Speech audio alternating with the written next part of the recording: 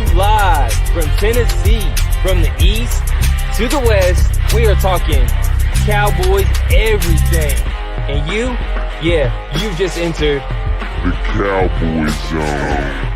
Welcome back to another episode of the Cowboy Zone. This is Marcus Jones coming to you live from Memphis, Tennessee. And this is Lambo from Johnson City, Tennessee with Cowboys, y'all. And we are back with another episode of the Cowboy Zone. The bye week is over and Cowboys football is back. We are back. And the great news is we didn't lose last week. Exactly. See, we got people coming in. William Coulter, thank you for joining us. Jack Meeker. What's up, guys? I definitely appreciate you with the sharing our video today. So thank you for your support. Really appreciate it.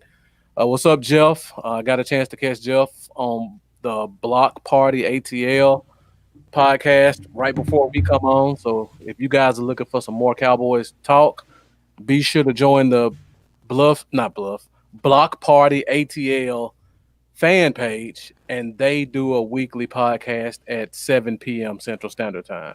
Yeah, and hello as well, Anna. I know you didn't comment, but it shows me that you're watching. So hey, thanks for tuning in. Yeah, for sure. I see we got people coming in pretty quick. So I guess everybody's excited about talking Cowboys football as we are. Before we get started, Lambo, I know today was your son's birthday. Oh yeah, you're right. I saw a video earlier where you guys singing happy birthday to him. So yeah. What else did you guys do for him today? Well, we had his birthday party on Sunday, but today's his actual birthday. He turned 7, so I got him a CD Lamb jersey. I saw that. That was nice. Yeah, I got him a CD Lamb jersey, and I'm shocked to take a picture with you wearing your Lamb jersey and him wearing his. You know, that's the plan. Mm-hmm. I'm gonna do that soon. Here's him holding it up. Yep. And rocking it. Yeah, so he was happy. Yeah. It's his favorite player right now. It's kind of cool. Takes me back to when I was 7 years old. Legit, like when I was 7 years old, Michael Irvin was my favorite player, number 88. Now I got a 7-year-old son, and 88 is on the current team is his favorite player. It's crazy how time flies. Full circle. Yeah. Full circle. It's crazy. Yeah, I see a lot of people saying they love the jersey. Yeah, I wanted to get him a Navy one because, you know, kids and getting stuff dirty, but they were sold out of the Navy, so I was like, all right, it's all good. Yeah, for sure. So hopefully he can bring us some good luck this week because we got a big matchup coming up with the Minnesota Vikings. Yep. I think this is a winnable game for us, and we'll kind of talk about that more as we go along through the show. And like I said before, bye week's over. But before we go to Minnesota, we have to cover some of the news and stories that have come out over the past couple of days. And before I do that, William, you're 100% right. This is one of the things that makes the Cowboys such a special team. Yes, indeed. For sure. Bringing families together. All right, so first up, we're going to start off with some of our major storylines from the past few days. Storylines. All right, so first storyline, I believe this one happened today. We signed a new player to our practice squad. It's a kid by the name of Keelan Speaks. Came from Kansas City, former second-round pick. Looking forward to seeing him on the field. I know a lot of people aren't familiar with him. I actually went to Ole Miss. I graduated from Ole Miss, so I follow Ole Miss football pretty closely. And I'll just give you guys a quick scouting report on this kid. First of all, super athletic kid. So he's going to bring some athleticism. When he played for the Chiefs, one of my close friends, a shout out to Bossy, he's a Chiefs fan. So he follows the Chiefs and Ole Miss. So he knows a lot about them too. And I hit him up to ask him. And he said when he played for the Chiefs, because he was so athletic, even though he weighed 285, the Chiefs played him like an outside linebacker. So when you look at him and you see his stats don't really stand up to par, it's because for the majority of the time they use him as an outside linebacker to set the edge. And the reason he didn't make it this year is because, of course, the Chiefs signed Taco Charlton. And as much as we hate Taco, and Jeff's an Ole Miss alum as well, hotty toddy, as much as we hate talking about Taco Charlton's best position is 3-4-5 technique. We were playing him out of position the whole time. So as a Kansas City Chief, they're finally playing him where he needs to play. Yeah, he's doing better. Exactly. And I think he's on IR now, but he was playing well at the point. Yeah. So they had to make a choice between Taco or the kid Speaks, and they chose to keep Taco, and that's kind of why he's available. But like I said, super athletic kid. He's not an end. He's a penetrating 4-3 technique. He's 6'3", 285, but his wingspan is 6'8".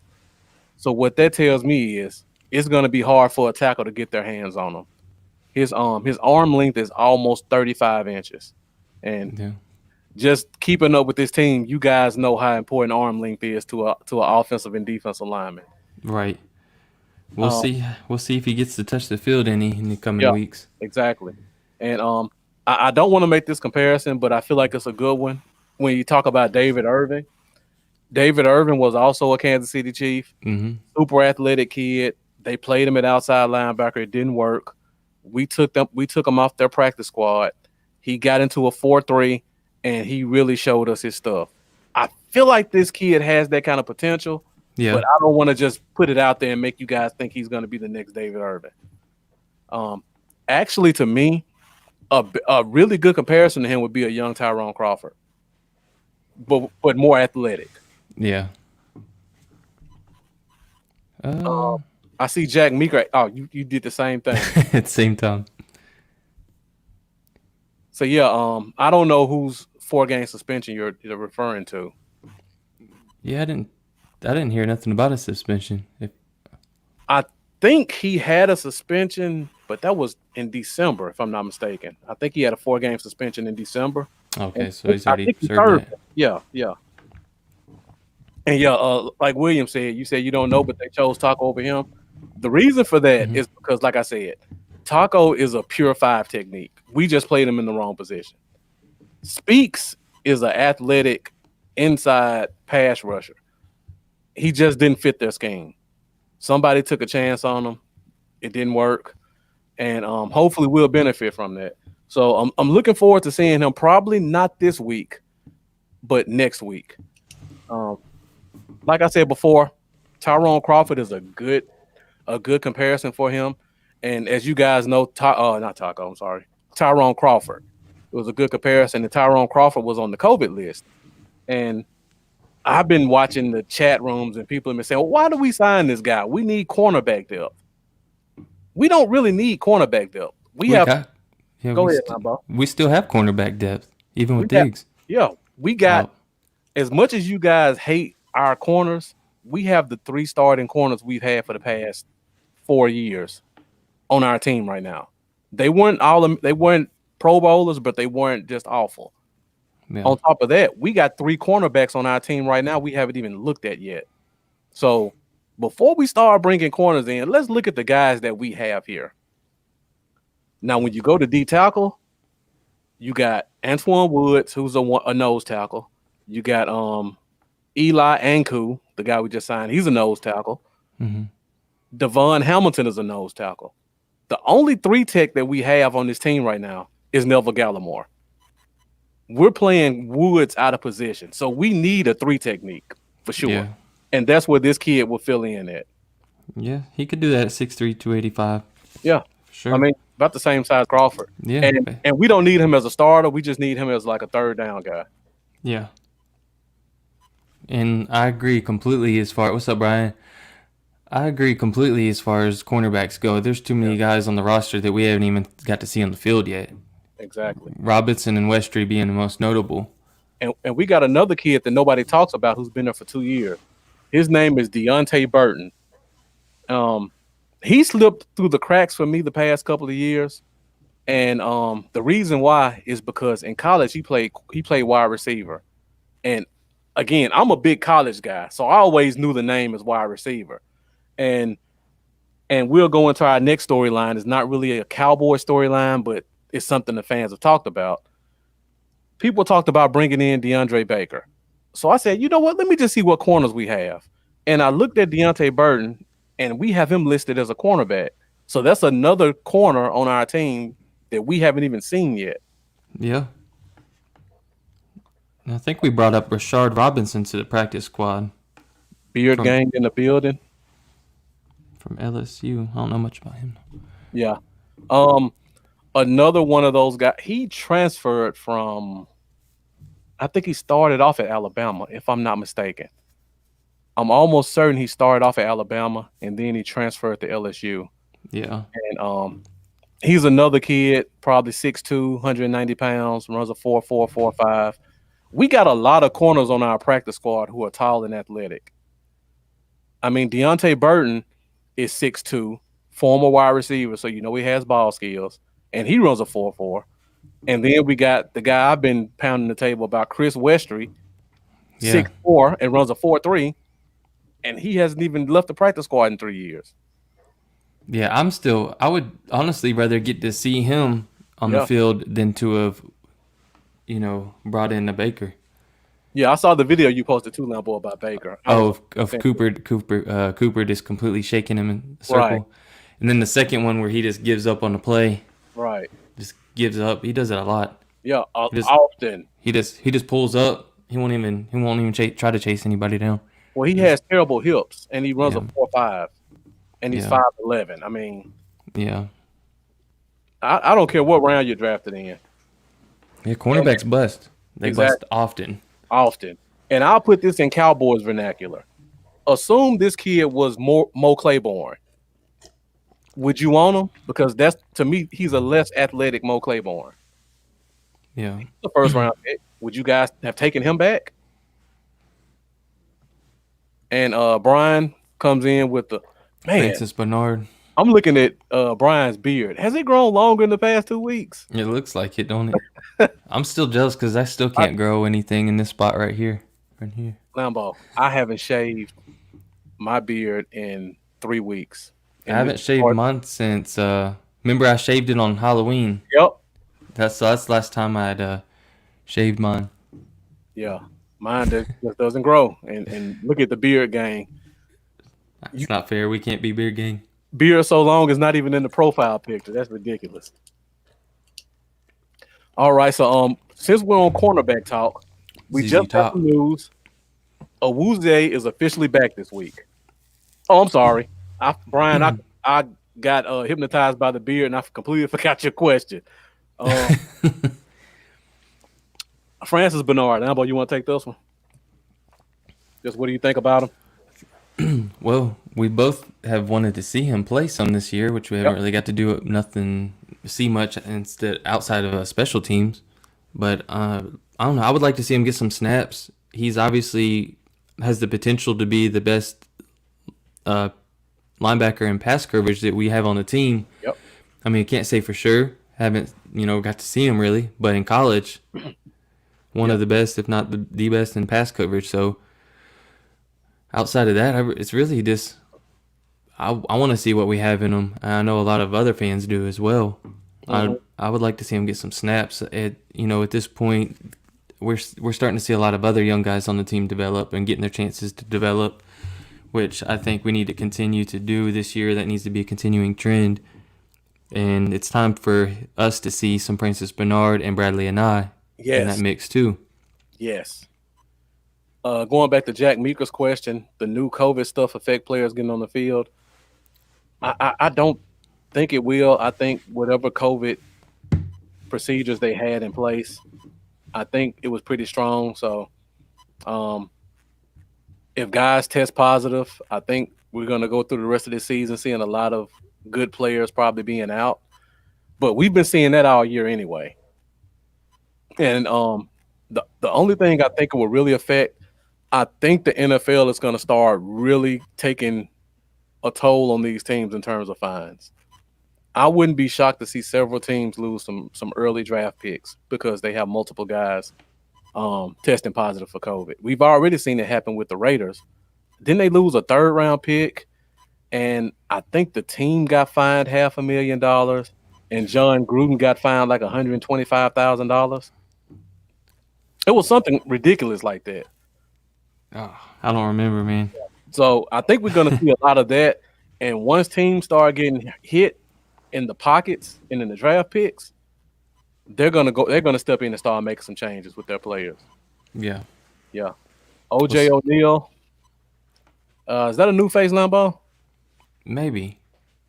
Well, I don't know if I recognize. Well, if not, thank you for joining us tonight. We really appreciate your support. Coming in with the question.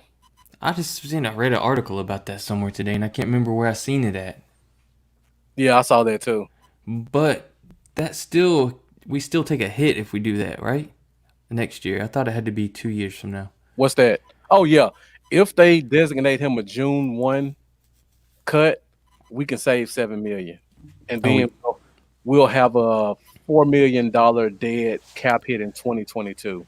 So we can save 7 if we do it post June 1. June 1. Okay. That just depends on how the draft shakes out, honestly. Yeah, that's true. And they're probably going to ask him to take the pay cut, though. That was the article that came out today. Well, it wasn't an article. It was something that somebody said, and people spread it like wildfire. Oh, yeah. Now, OJ, I'm a little bit in disagreement about Jalen. We know what Jalen is. We know he can't cover, but we know he's great inside the box when it comes to tracking down players in the run game. Yeah. I want to see the team take advantage of that. We just talked about Francis Bernard.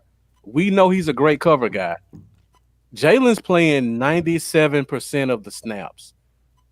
If you take Jalen off the field on obvious passing downs, he'll probably still be the third or fourth highest playing player on the team. He'll probably still be getting 80% of the snaps. Let's take him off the field for 20% of the snaps. Mm-hmm. Let's put in a linebacker that can cover, or let's treat him like the Ravens treated Ray Lewis for the last 6 years of his career. When teams went to obvious passing down, Ray Lewis covered the flat or he blitzed. That was it. He never covered a tight end. He never went 15 yards down the field. He covered the flat or he blitzed. And we too often see Jalen getting lined up one-on-one with tight ends. Exactly right. We're just not using him to his strengths. We're not using him to his strengths. You use him that way, golden. You let him sit back there in pass coverage, he's going to get lit up. Now, if the team just refuses to use him the way he should be used, either because they want to see their shiny toy on the field or Jalen just has that much influence that he says, I'm not leaving the field at all, then I say let him go because he's hurting the team at that point. But if they would just use him the way he should be used, he's still worth that money because I say he's the best Sam linebacker in the league. Now, what you value that at, that can be debated.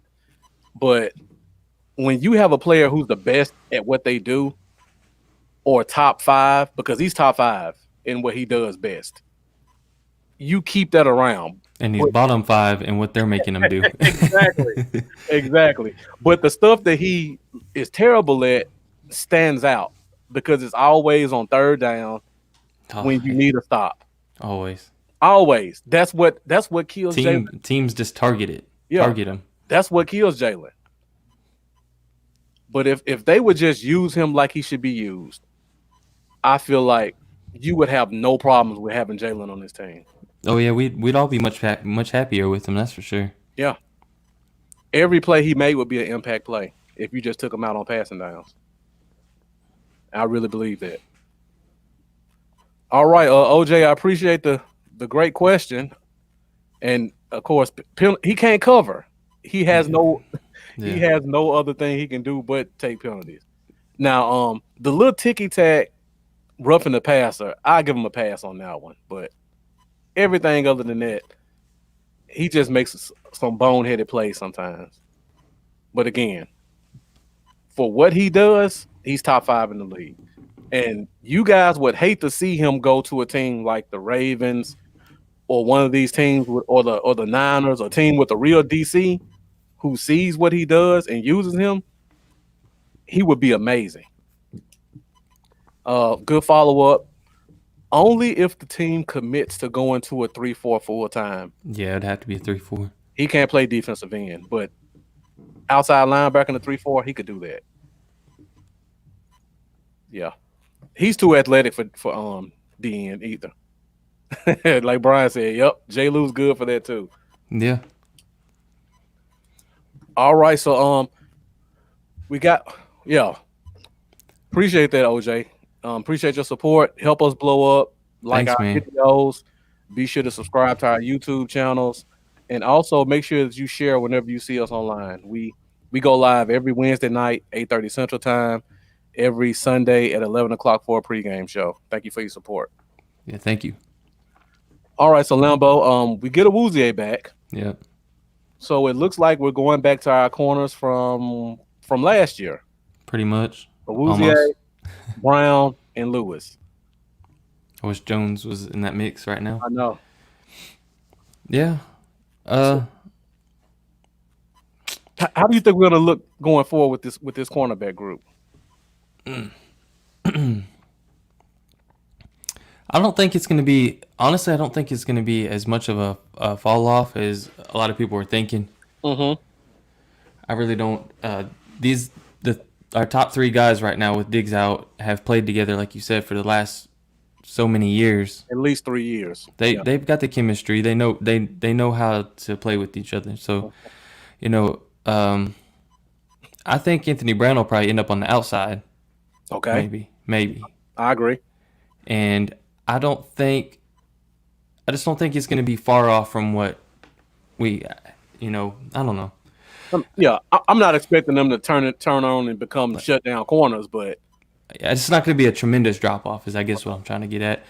And I think our pass rush is going to continue to improve, and it'll help hide a little bit of that as well. Mm-hmm. What I am looking forward to seeing, or hoping to see, is Donovan Wilson continue to progress and help them out a little bit back there. Yeah, because he's been coming on. It seems each week he seems like I see a little bit more in him. Exactly. This kind of gives me reason to be optimistic. He looks more comfortable in playing. Mm-hmm. Yeah, getting his legs under him.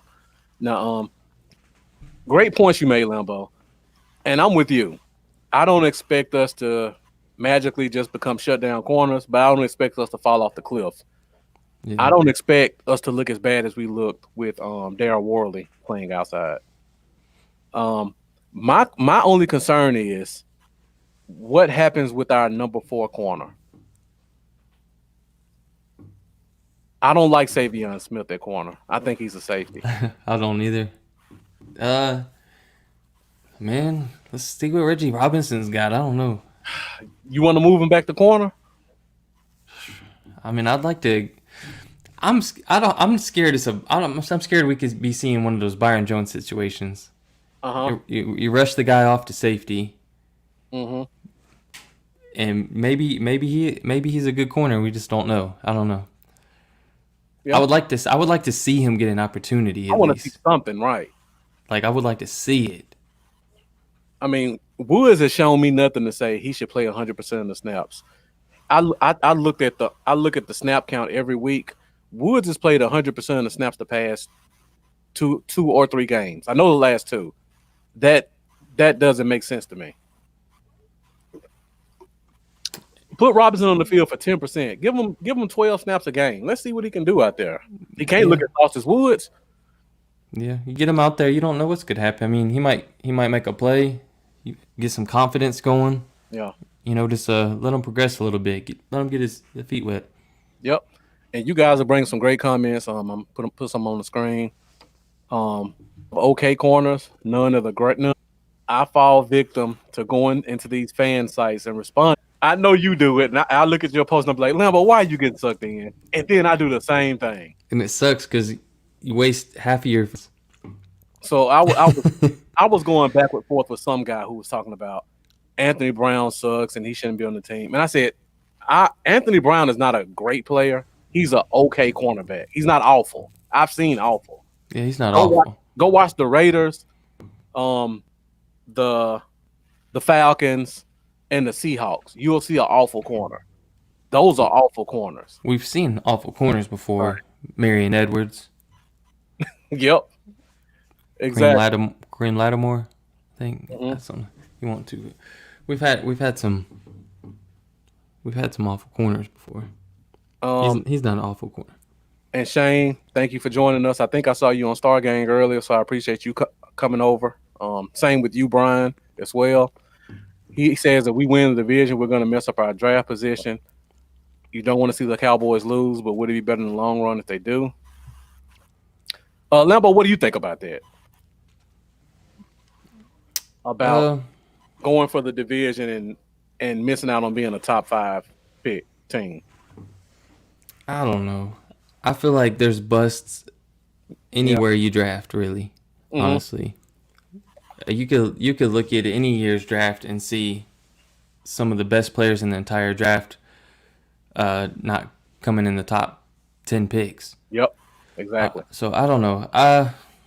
As fun as it is, like it's fun on draft day. It's really fun. Mm-hmm. But I don't know. I don't know if I would ever want. I don't know. I want us to win, even if it's ugly, even if it doesn't amount to anything. Personally, I don't want to see them give up. I want them to, just push it the whole way through, and you never know what can happen. Yeah. But and the other catch-22 to that is people only look at it from a draft perspective. If you guys want to be able to get veterans who still have talent to come to this team on cheap deals, you have to be a team that they think can win. Like, as much as we talked about Everson Griffin and how horrible he looked, he wouldn't have come here if he didn't feel good about this team possibly making a playoff run in the preseason. Yeah, Gerald McCoy too, Unfortunately, he got hurt, but it would have been huge for us had he not got hurt. Exactly. So if you want to be able to capitalize on getting veterans who are good locker room guys and who are trying to make that push, they don't want to come to a team that they see tanked. That's why Jacksonville pretty much had to get rid of every veteran they had on that team. Yeah. That's why Oakland has to rely heavily on the draft to get decent players, and they haven't so far. I mean, we got Trayvon Diggs at pick 51 last year. CD slid all the way to 17. Just like Lamar said, we always draft well. Yeah. Now, here's the other thing I'll say about the draft, and I don't want to get sucked in the draft talk because I know I'll go 20 minutes on that. If we're not picking top 5, I'm taking a corner. Yeah. If we go 1 or 2, I'm not taking one of those quarterbacks. If I go 3, I want the tackle. If I go 4, we can have a discussion between Parson and Farley or whoever you like. And even we say top 4. So if I'm picking between 4 and 20, I'm going corner anyway.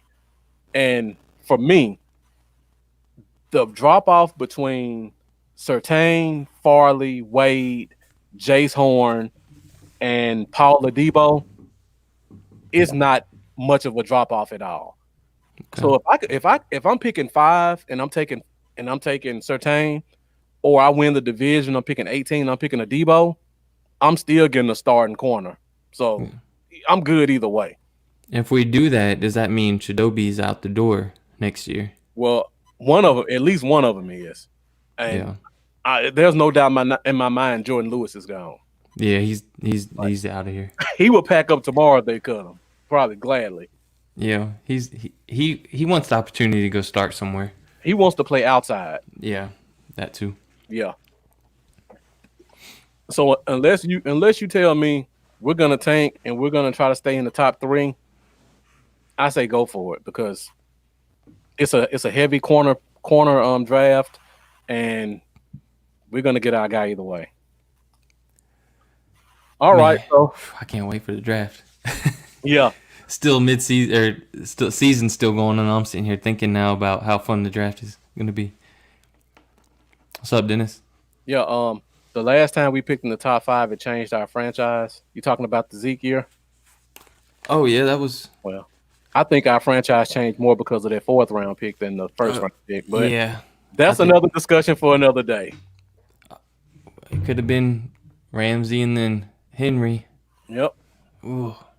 Dennis Rivera, thank you for joining us as well. All right, so we got one more storyline to talk about, and then we'll go into this Vikings game. We're at 35 minutes right now. The last storyline is, I believe Brandon Knight may be back this week. He'll Good. definitely be back next week, but they've taken him off and put him on a 21-day window. He was a limited participant today, which tells me there's a good chance he plays on Sunday. So, Lambo, if Brandon Knight plays, if he's available to play, do you think we see a line change, a line shift? And if so, how will the line shift? We better see a line shift. And you know, if you asked me this a few weeks ago, I probably wouldn't have said this, but I will probably leave Irving at left tackle for now because he hasn't been absolutely disastrous. I don't know. I'm not sure yet. Like, I like some continuity. I like to see them. I don't know. It's kind of rough on the O-line when you switch it up so much, but you got to get Steele out. Like, Yeah. so I would like to see Knight go to right tackle. I'll leave Irvin there for now at left tackle. If he at any point starts to, this total struggle bus, like this outrageously bad play, then we could talk about putting Knight back at left tackle. Right. And I don't know. I don't like the left tackle at all. I won't even say his name. But I don't want to keep shifting the line, which is a good point. He hasn't been as awful at left tackle as I thought he would be. He hasn't been good, but I don't want to see you move him again, even though I think Knight is a better left tackle. He's an even better right tackle. So to me, that makes the right side of your line even better. So at least you can say you've upgraded 3 of your 5 positions. Yeah, I would just take Steele out anyway, for sure. All right, so Lambo, we also got Tyler B. I don't think he's going to play this week. I think he's going to sit out with that hamstring injury. And we'll probably talk about this for the next week or two. When he's healthy, do you think he gets his starting spot back? I'm gonna say yeah. Okay.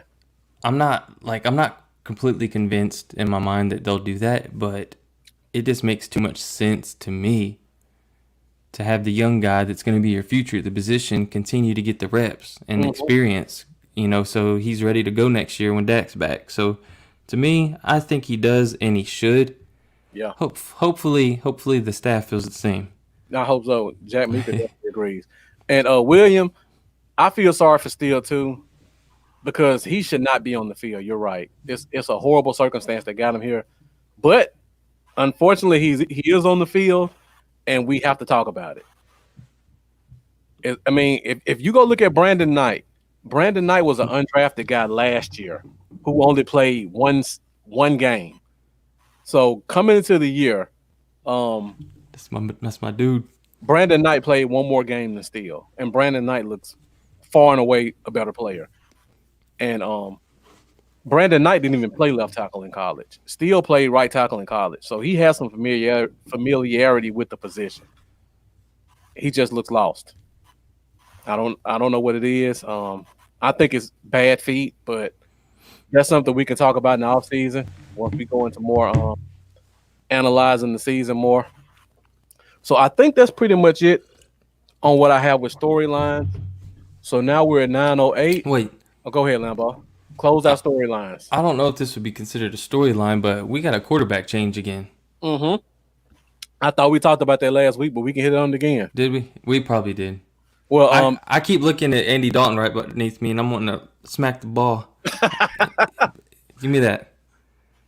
That's why I put the ball right there, right where your hand is. Yeah. Let me put this in Gilbert's hands real quick, because Gilbert looked good, and I like Andy, I do, but seeing both of them, what we've seen from both of them, at least what we have on both of them, I felt like Gilbert deserved another shot at starting.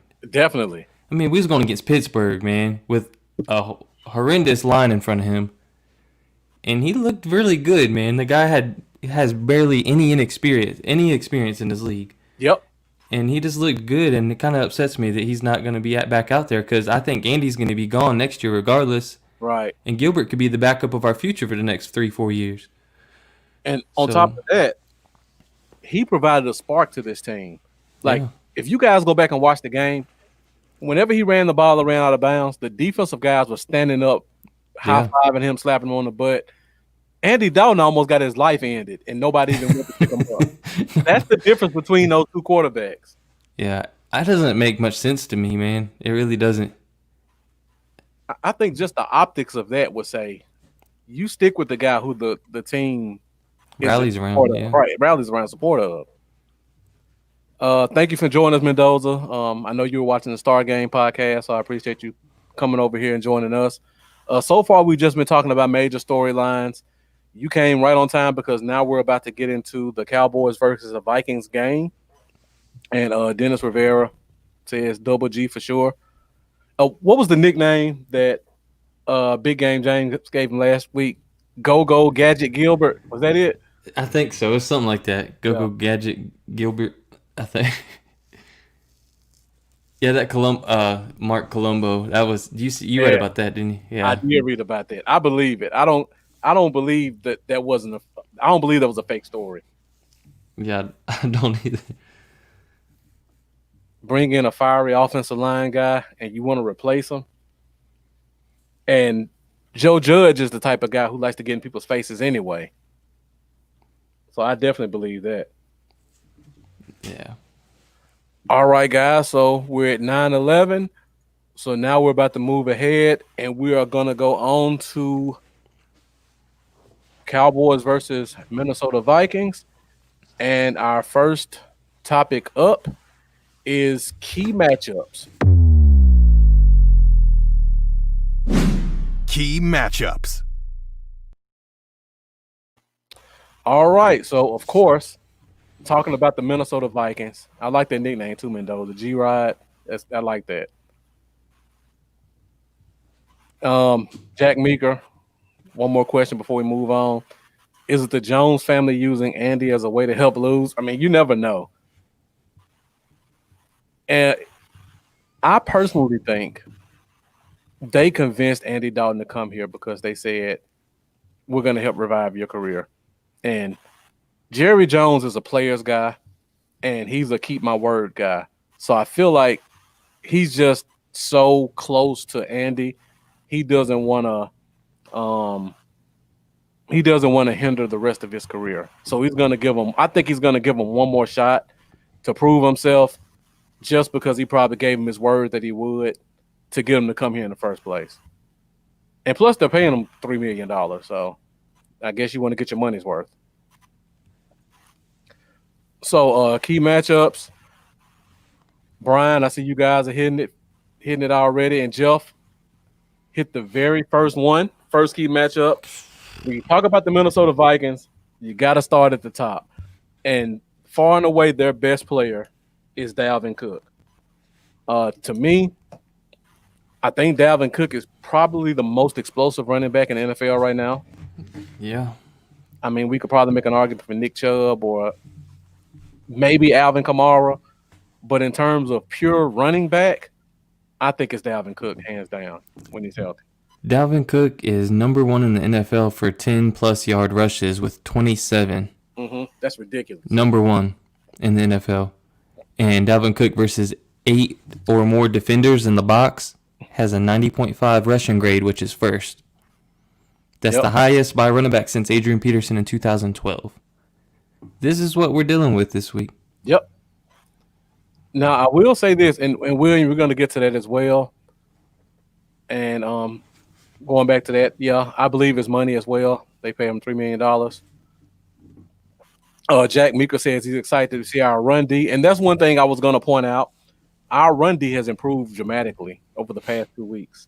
Yeah.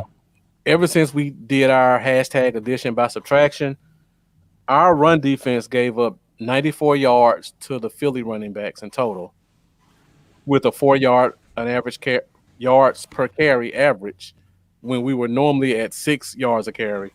And then the last game we played against the Steelers, who are known for their run game, we only gave up 37 yards total to running backs.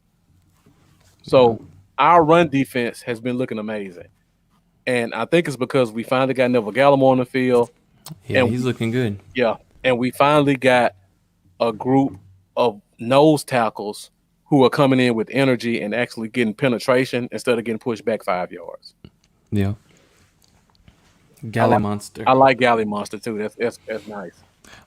I meant to mention also Dalvin Cook. I said he had the highest grade, running back grade since 2012, as far as going against 8+ men in the box. Yeah. He also has the most rushing yards versus 8+ men in the box with 527. Second place is Derrick Henry with 336, so a distance behind. So it's gonna be a good challenge for us. Does Zeke have any 10-yard runs this year so far? Oh my gosh, I don't know. I don't think he does. I don't know. I know that Tony Pollard has more 20-yard runs than him in one game than Zeke has the whole season. Yeah. So I think Tony Pollard had 2 20-yard runs against Pittsburgh, I believe it was, or so one of them. So. I'm really looking forward to this game because I feel like our run defense has really stepped up, and this is their first true test because Minnesota's going to run the ball early and often. Yeah, you're right, William. He did have one long run and fumbled at the end. I think he only has one. Thanks for catching that. So I'm looking forward to this matchup. I'm looking forward to seeing more of Eli Anku. I don't know if you guys got a chance to watch him and Mendoza. Yeah, we're going to hit all those in a minute. And Dennis Rivera, as soon as I say his name, you get in the comments with it. Eli Anku, the big nose tackle, 6'2", 325. He actually played pretty well in the very limited snaps he got against the Steelers. So I'm looking forward to seeing him this week with a week off, getting the system. His strength really showed on tape. If you guys get a chance to catch the all 22, he really got in the backfield, didn't get pushed back, and took on some double teams to allow Neville Gallimore to penetrate as much as he did. And the Vikings offensive line isn't very good. So there are some opportunities for us there in stopping the run. So I'm looking forward to seeing that. All right. So the next key matchup I want to talk about, and William Coulter hit this one a while back, Justin Jefferson, rookie out of LSU. Lambo, when we got the schedule, I circled this game because I wanted to see Diggs versus Jefferson. LSU and Alabama. I was really looking forward to seeing this matchup, and now we don't even get to see it. It is a bummer. Yeah. I'm really upset that Diggs ain't going to be out there for probably the rest of the season. He was like one of the last things I felt like I was enjoying about this season. Yep. Was getting to watch him progress weekly. It is a total bummer, man. Yep, for sure. So, I know we're going to do over-under this Sunday. Do you think he's going to be a major contributor to their offense? Do you think we can slow him down any? I think he will be. I think he'll be their leading receiver. That's a good question. He's had 4 100-yard receiving games this year, which ties him with Randy Moss for the most in Vikings history. So he's off to a great start, and he's going to destroy that. He's got at least 3 more in him. Yeah, I think he might have another one this week. We'll save that for over-under on Sunday, guys. Be sure to join us this Sunday for over-under when Lambo tells us how bad Jefferson's going to torch us. Now, this could be bad for us, but I will say what is good about this is that, like Jack, you brought up Philly 500, who's a Philly fan. I thought that Philly was going to take him the moment we took Lamb. I was like, man, they're going to get Justin Jefferson. This still kind of sucks. But they took Rager and made everybody happy. So I'm so glad looking at this from, a positive perspective. He's not in our division. Mm-hmm. He's not on Philly, so that's good. I'm glad that they passed on him. Exactly. And like you said, Jack, I don't trust anything an Eagles fan says about Jefferson. Yeah. They probably all just. It's bitterness because they didn't draft him, and they don't want to admit that they screwed up. Yep, exactly. So yeah, their O line could be had. They don't have any Pro Bowlers on their line. Nobody that we should be really afraid of. And good point. They have won 3 straight, but their team is still, to me, not that good. I don't think we go into that game and say how many points are they going to beat us by. I think it's going to be competitive. Kind of like it was when we played them last year. I think we were both really up last year. I think now we're both really down. And we're going to talk about that more once we get into these key matchups. So now we got to talk about the guy who's still considered their star receiver, and that's Adam Thielen. Mm-hmm. And I was looking up Adam Thielen, Lambo, something I did not realize. He leads the league in receiving touchdowns. Seriously? He's tied for first with 9 receiving touchdowns. Wow. I never would have guessed Adam Thielen would have 9 receiving touchdowns as a pure slot receiver. I did not know that. So yeah, that's something we got to watch in the red zone for sure. Yeah, he's sneaky, man. He's like one of those receivers you don't realize how good he is. Exactly. He's just like under the radar good. And they like to move him around a lot too, which was probably bad for us because apparently we don't know how to cover guys that go in motion. Yeah, so they got some great talent at the receiver position, but really, it's gonna come down to stopping Dalvin Cook. If you stop Dalvin Cook, then you're putting the ball or the game in Kirk Cousins' hands, which gives us a great opportunity to win. Yeah. Brian, be sure to join us this Sunday at 11 o'clock Central Standard Time, and we'll do over-under on Thielen's touchdowns. All right, so now we got to talk about one more offensive weapon they have. And this is a guy who doesn't get a lot of recognition. But if you guys remember last year's game, he destroyed us for 2 touchdowns. And that's Kyle Rudolph, the tight end. Yeah. They drafted Irv Smith, first round from Alabama. He's out. So it's pretty much the Kyle Rudolph show. He barely shows up in games. But again, last year, he was probably their best receiver on the field. Do you think he repeats it this year, Lambo, or you think we get him in check now that we have? You think he repeats it, or? Nah. I think he'll make a few plays, but I don't think he's going to have a big game. Mm-hmm. Not a big game. That'll be one of our over-unders for this week as well. Yeah, I was about to say what I think he's going to have, but I'll save it for over-under. Yeah. All right, we're at 9:22, so we're good on time right now. We may open the phone lines up, see if anybody wants to call in. Lambo, you want to open the phone lines up now, or you want to? Yeah, go ahead. All right. Yeah. What is interesting about Kirk Cousins, I didn't realize he's actually the 4th highest graded quarterback in the second half this entire season, which I wouldn't have guessed. So hopefully that trend ends in the second half with us, because he's up there ahead of Mahomes. He's right next to Brady and Rodgers for second half. Highest graded quarterbacks. Huh. All right, I got most 20-yard completions. He's tied for second with 21 as well. So, oh wow, didn't know that. A little bit of under the radar Kirk action going on here. All right, so I guess we'll officially open the phone lines up right now, so you guys can call in if you like. Phone lines are open. I added that one in. I was about to say, I almost choked on my drink because I wasn't expecting it. So yeah, phone lines are open. So I haven't used the phone line in about 3 weeks. So if somebody calls in, if it doesn't get through, be sure to let me know in the comments so I can try to fix it really quick.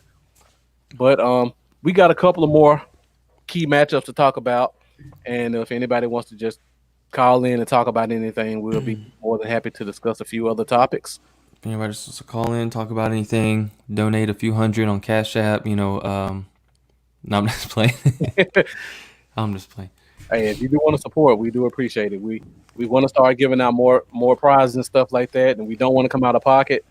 So if you guys want to contribute to the fan base and us giving out gifts, we'd appreciate your support and hitting up our cash apps. We're not using it for ourselves. We're using it for you guys. Yeah. Shane Odom, Over. catch us Get- on Sunday, 11 a.m. Central Standard Time for over under. You like that after say? So yeah, Cook or Jefferson. I think those are pretty much the two guys we have to watch. Like I said, when I did my research, seeing that Thielen had 9 receiving touchdowns was a big shocker to me.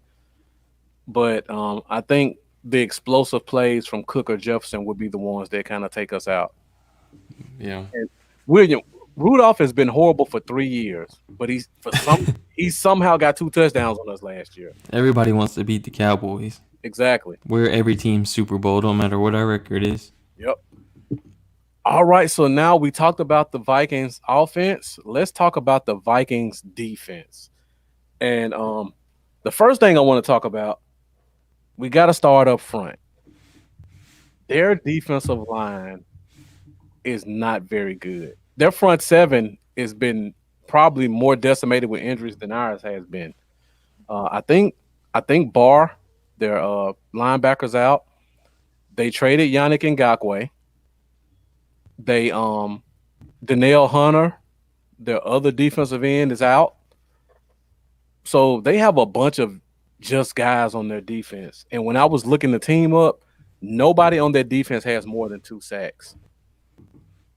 So Lambo, I know we talk about the 2 tackles and we got Andy Dalton coming in. Do you think that's gonna help us a little bit finally move the ball a little bit more and get a better read on Dalton, knowing that their D line has been struggling, or do you think they just step up when they play us? I could kind of see a little bit of both. Uh-huh. I feel like at times they will actually show up and make some noise in our backfield. But I feel like there will be a good portion of the game where he has plenty of time to throw as well. So I think it'll be a little bit of both, but I think Dalton will look much better than he did previously in his start and a half. I don't know who Steven is. I know who Odin Nickbo is because he's their best pass rusher. But Mendoza, let me know who Steven is, full name. I think you're talking about the D tackle inside, but I don't know his last name or his first name. Sorry.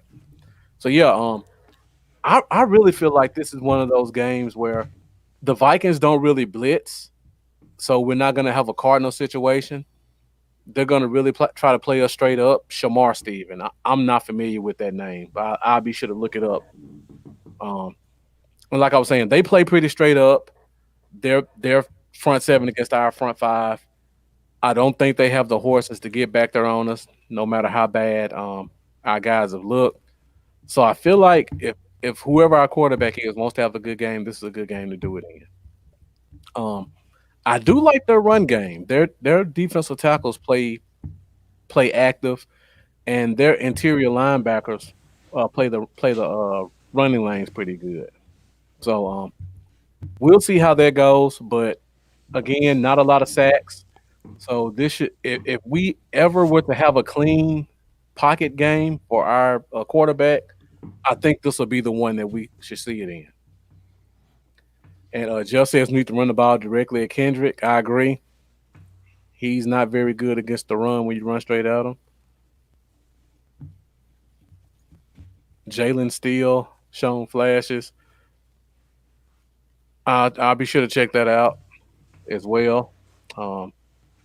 And you're right, Jack. We did run well against the Steelers. That's true. Yeah. So now I don't know how much of that was morale was up because of how the quarterback was playing, or us just playing better.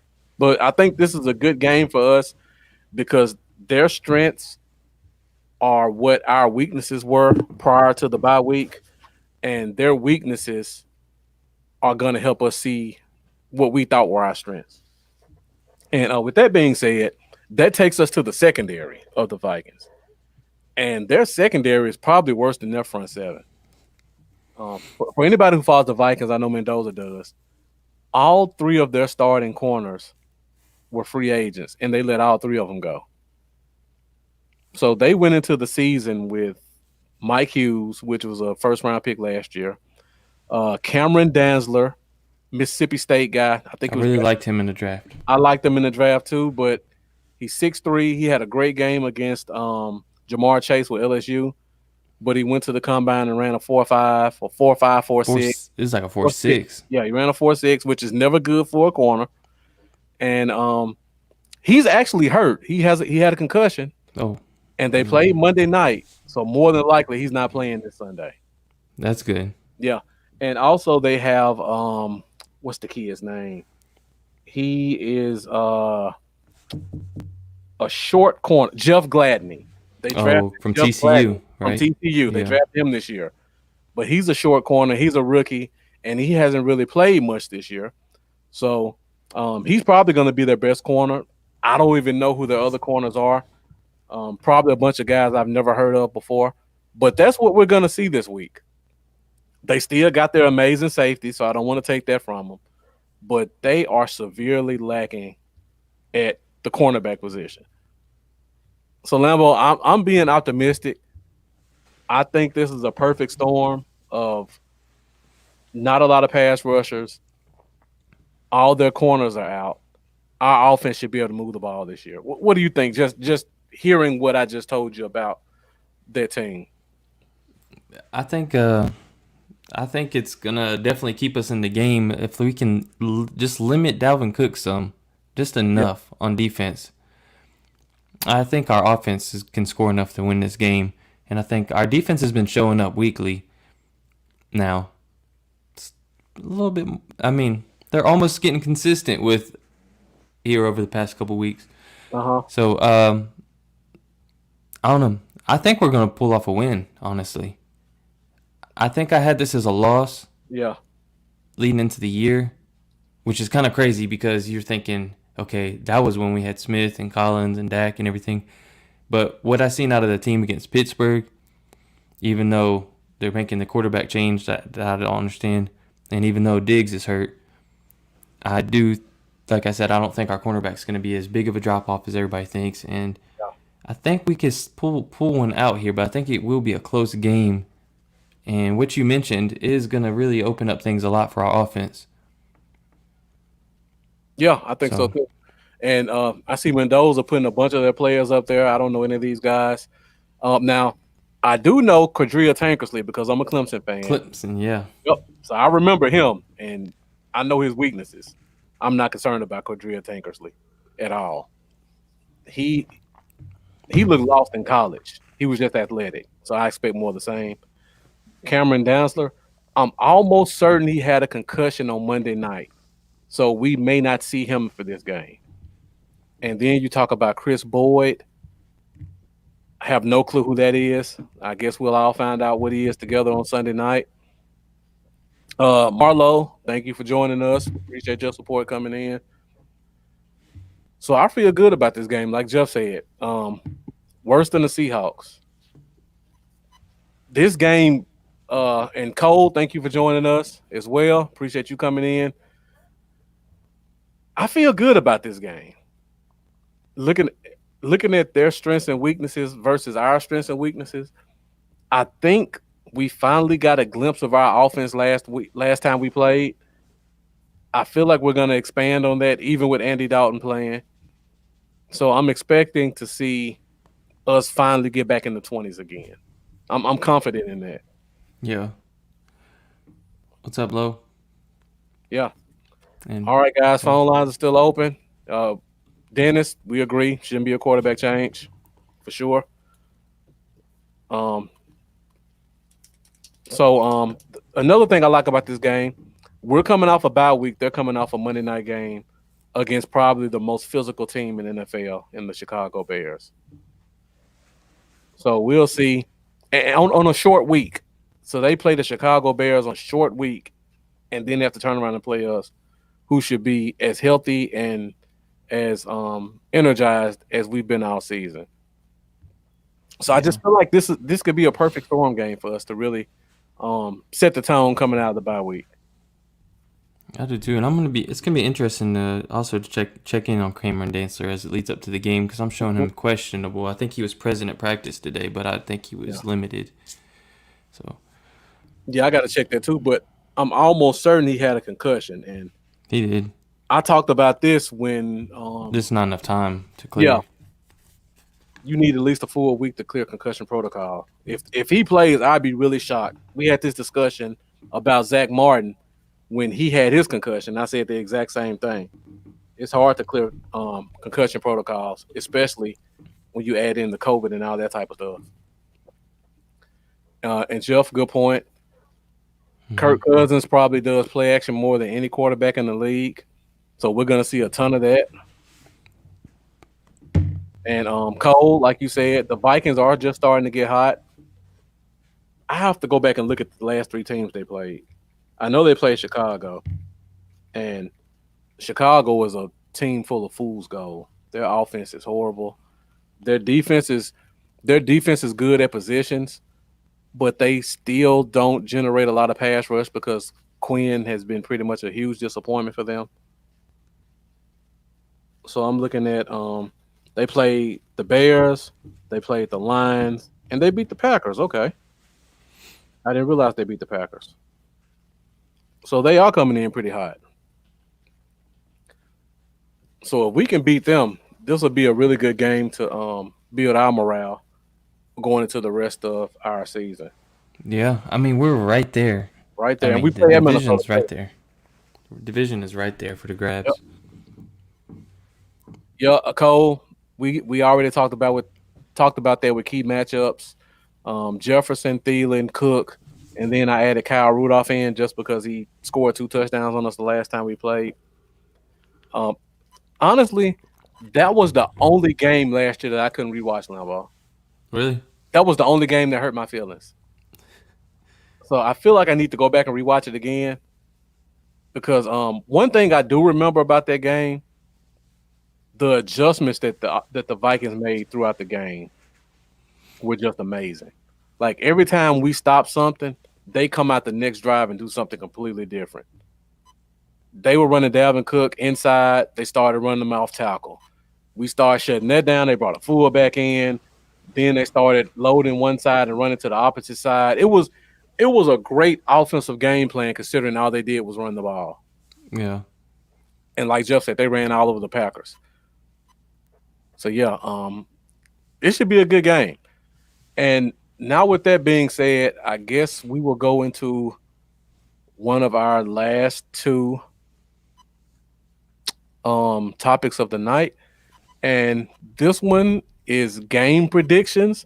So guys, get your games predictions ready so that I can write them down and we can see where we're going to stand up against the Vikings this week. Game prediction. All right, so we just talked a lot about the Cowboys versus the Vikings. Phone lines are still open if anybody wants to call in. Lambeau, so you had the chance to think about it yet, or you want me to go first? 27-24 Cowboys. All right. And I wouldn't have said this, but the way we played against Pittsburgh gave me some hope.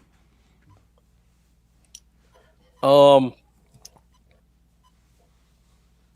we're at game predictions, and then we'll do bowl predictions, and then we'll get out of here, and then we'll also do a follow-up bowl prediction on Sunday. So let's get the game predictions in. Thank you, Lambeau, for highlighting them for me as I write them down. Yeah. We got a call from a 469 number. Let's see if it goes through.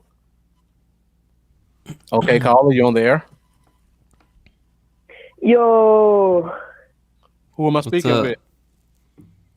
Lincoln Adams. You said Lincoln Adams? He just hung up. Oh, I didn't see a Lincoln Adams in the chat. Did you? I didn't either. He actually called 2 weeks ago, Oh, but I think he hung up. he did the same thing last week too, or 2 weeks ago too. So I don't know who that is. Hey, feel free to call back in, Lincoln. Yeah. Cole 2320. Okay. Mendoza going Vikes. Okay. Dennis, 24-20. 20. He said 24-20 both teams. I don't know who do you have winning though. Oh, Cole said both teams. Dennis said 24. Oh, he didn't say who. Yeah. William 20-20. We got a 915 number. Let's Oh, these see this. predictions are coming in quick. I know. 915, you're on the air. Yeah, man. I hope the Cowboys pull it off this week, bro. Who are we speaking with? This is Brad, Texas. I'm from El Paso, man. I hope the Cowboys pull it off. Thank you for calling in. Hey, can you turn your computer down in the background for me, please? Yes, sir, yes. Brad, Texas. I'm from El Paso, man. I hope the Cowboys pull it off. Can you turn your computer down in the background for me, please? Yeah, this will be on the morning after show. I really can't hear you with your computer up in the background. You got to turn it down for me. Yeah, I turned it down. It's going slow. Okay. Sorry about that, man. You're good. Oh, it's all right. It's a double axle. Yeah, but I would call Cowboys pull it off this week. Have you been in the comments tonight? What's up? Have you been in the comments tonight? Nah, I don't know how to type in the comments, brother. I'm watching you guys, though. Are you watching us from Facebook or YouTube? YouTube. Okay. YouTube. Okay. Hey, thanks for tuning in, man. Yeah, any doubt. No doubt, man. I like you guys' show. Thank you. Appreciate that. No, what'd you say your name was again? Too, so. My name is Brad Wynn. Brad Wynn? Yes, sir. Okay. All right. Well, Brad, while we got you on the phone, give us your game prediction. What do you think? What do you think the score is going to be? Well, I say if the Cowboys do excellent, I say 25-10. A blowout. Gotcha. Yeah. My dad's a Cowboys fan, diehard, so. Okay. I would assume you're a diehard Cowboy fan too if you're listening to us. Well, kind of. I like the Eagles because all my friends like the Eagles. Okay. And But my dad likes the Cowboys, so I like the Cowboys. And you All live in right. Texas and you're an Eagles fan? I like both teams, man. All right. We'll give you a pass. I root for all football this year because of the COVID. I got you. So, you feel me? All right. Well, Brad, we got to let you go, but we appreciate your support. And make sure you send us a message so that we can get you in these comments so we can keep communicating with you.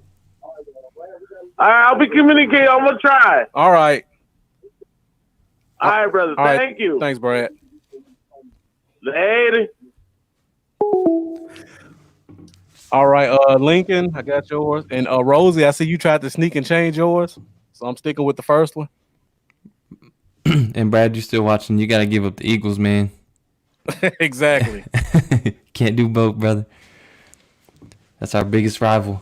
Yeah. Gotta Didn't he stay say he with them was boys. from El Paso? I think so. Okay.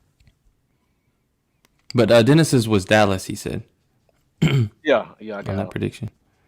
So far, we only got Mendoza out there with the Vikings pick. I think I've pretty much caught up. So I'll give my Cool.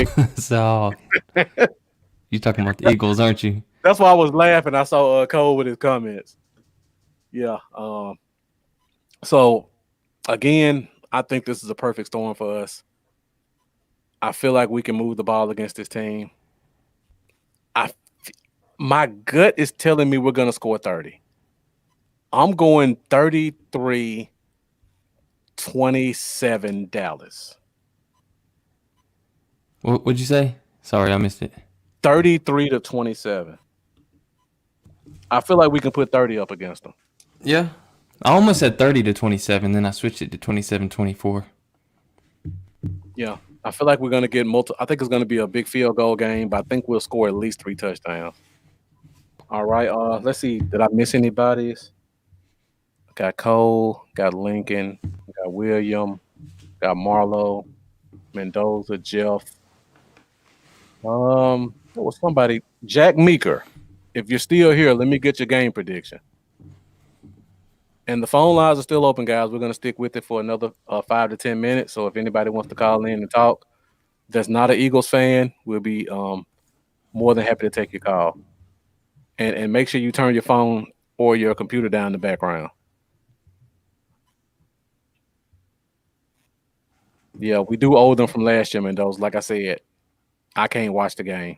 I can't even watch that game. I was so upset because I thought we had them.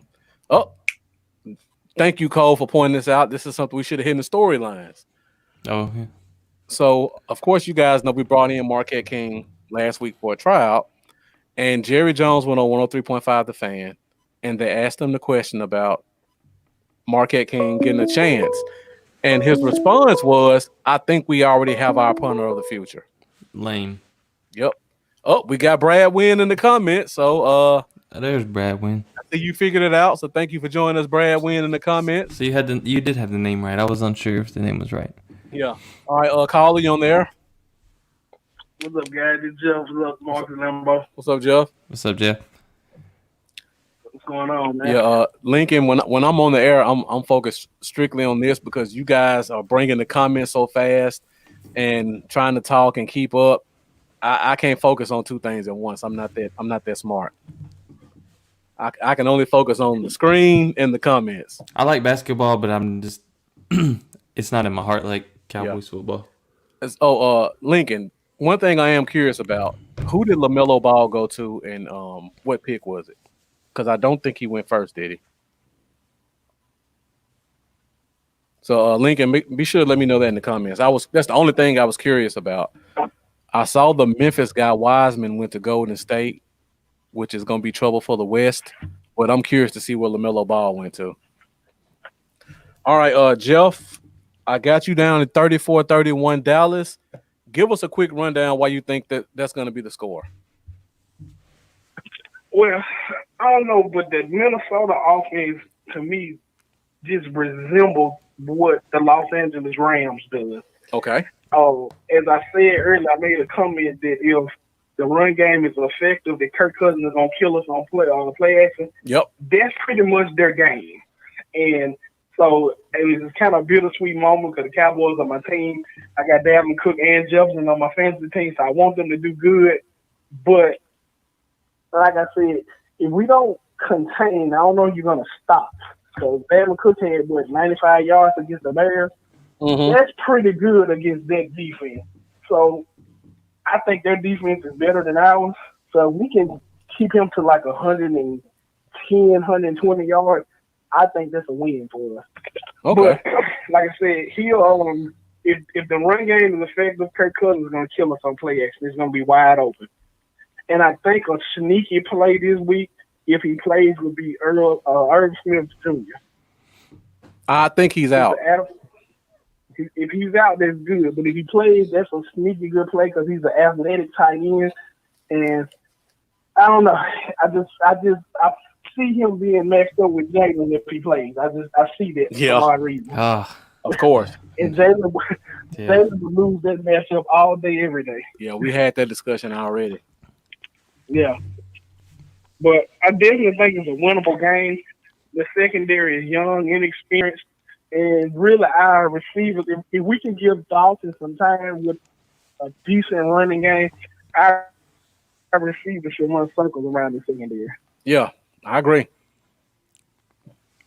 I'm looking forward to it. And that's why that's kind of why I'm predicting kind of such a high score shootout, because our defense is playing better. But like you said, right now, this is just Dalvin Cook. He's a beast. Yeah. Jefferson is coming, and then if you try to key on Jefferson, Thielen can sneak in and hurt you. And also, I think that we're probably going to have to try to score some points and kind of almost outscore them. That's why I had my predictions so high. Yeah, I agree.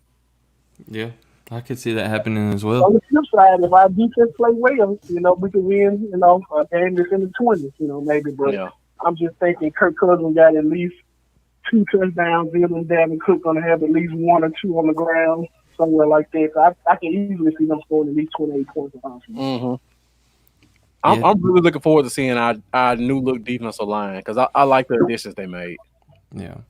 And Jack saying that kind of got me feeling like, this would be a good time for Cooper to have one of those blow-up games. He ain't had one of those in a while. Yeah, that's true. There's always like 3 times a season Cooper just like goes off the rails, like just explodes. And this will definitely be the game to do it. Yeah. So, Limbo, are you telling me to start Cooper in fantasy this week? That's what you're telling me. Yeah. Fantasy favorites is this Sunday at 11 a.m. Central Standard Time on the Cowboy Zone. Tune in. Hey, I was just trying to get an early jump on the game. Hey, Jesse Perez, thank you for joining us all the way from Okinawa, Japan. We appreciate your support. And I believe your military, so thank you for your service. Yeah, definitely. If he's in Okinawa. Yeah. All right, and like Cole said, Jefferson and Cook get them up and down the field, and Thielen turns to a red zone threat. I'm still shocked he has 9 touchdowns. That's still amazing to me. Yeah. And he had 2 against Chicago Monday night. He did, yeah. I mean, it's not out of the ordinary, man. All right, Jeff, well, you hopped in early before your favorite segment, and this is our last segment of the night. So once again, everybody in the comments, be sure to get ready to leave us what you think is going to happen. And it's time for everybody's favorite segment and the last segment of the night, and that is bold predictions. Bold predictions. Okay, so I know a lot of you guys have been waiting 2 weeks for this. Everybody's favorite segment. So we're down at hour 17 minutes, 9:50. We're gonna stay on for another 10 minutes so that we can get you guys out of here. So Lambo, you want to go first, so Jeff doesn't take yours, or because Jeff has one ready when he calls in. We can always go to him first. I have a bold prediction. It shouldn't be a bold prediction, but considering it hasn't happened this year, I think Zeke goes over 100 yards rushing. Well, you took mine. Huh? I said you took mine. Oh, was that you? Yeah. And I'll do better than that. I'll say over 120 rushing.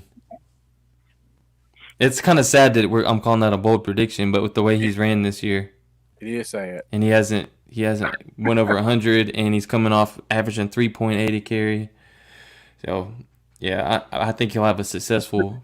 Finally, we'll see that a little bit of that rookie Zeke. Yep. Do we get any touchdowns with that over 100 yards number? 127 yards and 2 touchdowns on the ground. Okay. I like yours, Lamar. Gallimore 4 tackles for loss. I wouldn't be shocked to see that. All right, Jeff, go ahead with yours. I got to think of one since Lambo took mine. All right, so my bold prediction is going along with my prediction and score. I think both teams are going to have over 500 yards of offense. Okay. So I'm predicting, my bold prediction is combined they're going to have 1,000 yards of offense in this game. Okay. Zach. That is bold. It is. I'm just saying, like I told them on the earlier podcast that I was on, Kirk Cousins is the most hot and cold quarterback that I've ever seen play. When he's on, he's on. I've seen Kirk throw for 4 touchdowns, 5 touchdowns, but when he's off, he's off. And I just got a feeling because, like you said, the Cowboys are everybody's Super Bowl. He's going to have one of those on games, and we're going to have to match him score for score. Yeah, and we make people like Baker Mayfield and Sam Darnold look great, so it wouldn't be surprising if Kirk Cousins looks like a top 2 quarterback. Especially because being that Kirk Cousins used to play in the NFC East too, so he has, some knowledge about our team. Not just what you say, but some knowledge about the team. Yep. All right. I'm still writing everybody's down and coming in pretty fast. And thank you guys for your comments. We appreciate all the support. And before we go, make sure you like our videos wherever you're watching it, because that helps our analytics. So everybody who's still here with us, just give us a quick like wherever you're watching it. And also, if you feel the urge, also share it so that people who haven't seen it can watch it. Share it to your personal page. Share it to your favorite page. Did pick 6? All right, you guys got them coming in quick. Gallup 150. I got to think of another one because actually mine was going to be along the lines of Marlowe. I thought this could possibly be a Gallup game, so I was going to say 100 and a touchdown, but Marlowe blew mine out of the water. So let me think of another one real quick. Let me help you out, Marcus. I Think revenge game. revenge game. Think revenge game. George Who's playing Iloka? in this game?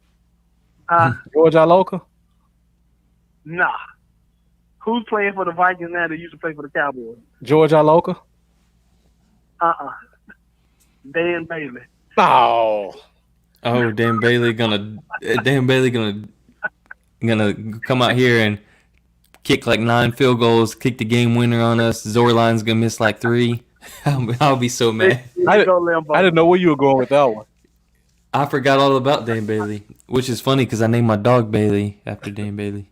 Jack, thank you for that. We appreciate your support as always. Oh, okay. I'm still trying to think of one. I got one. All right. I think Donovan Wilson finally gets that first pick. Is it just a pick or a pick six? Nah, I'm not going that bold. Okay, you go pick. All right. He almost got one last week if they wouldn't have ran into each other. Yeah. Shane Odom, kick return. Didn't the Bears do a kick return last week against the Vikings? I think Cordell Patterson had one. Yeah, Cordell Patterson took it back. Okay. In a revenge game. Yeah. Yeah, Bailey has played well for them. I hate we got rid of him. The game in Dallas is in Minnesota. It's in Minnesota, but it's a dome. Yeah. Okay. There you go. Dan Bailey. Yep. Dan is his favorite. Getting it out the way early, huh, Jeff? No, that's not my fan. I just like the way Lambo said that. Okay. Dan Bailey kicked 9 field goals in a game winner to beat us. I just like the way Lambo said that. All right, I'm going through. Lincoln, if you're still here, let me get a bold prediction from you. And who else did I miss? It was Shane. The Shane Odom. Shane Odom, you didn't give us a game prediction. I don't believe, but I think he said he give me a bold couldn't. prediction. I think I remember him saying he couldn't give a game prediction because he felt like the team's not going to rally around Dalton. I think that was his comment.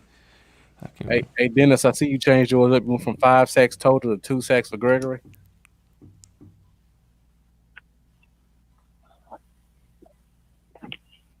I'm going with the last one.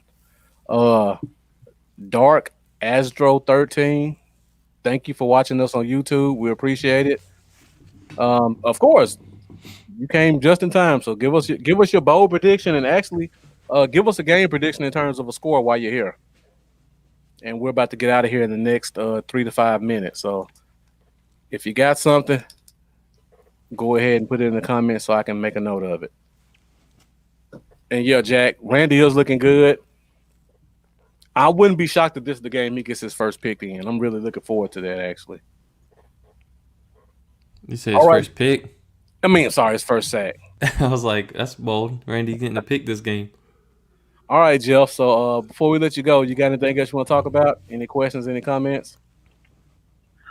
No, I can say that I really missed the show the last 2 weeks, but it was good to take a break and kind of watch some other football and, probably really focus on your fantasy team and stuff. But, this week is back to focusing on our team.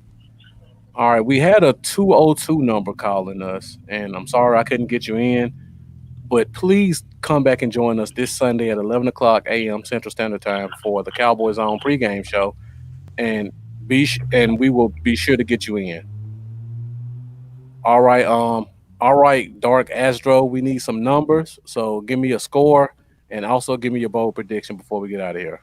And Dennis, thank you for joining us as always.